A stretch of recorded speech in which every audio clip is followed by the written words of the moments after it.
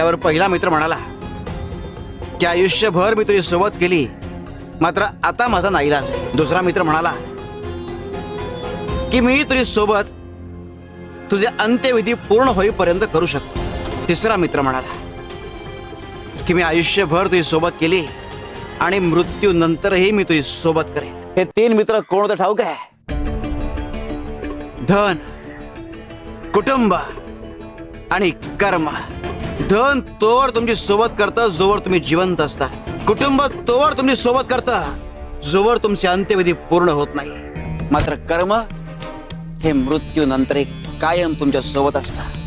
आणि इतकंच काय, तर तुमचा पुढचा जन्म हे तुमच्या कर्मांवर अवलंबून असतो. तेव्हा कायम चांगली कर्म करा आणि स्वप्न अशी पहा ज्यात स्वतःच्या आधी इतरांचा विचार सामावलेला असेल. शिवशंकर शंभा.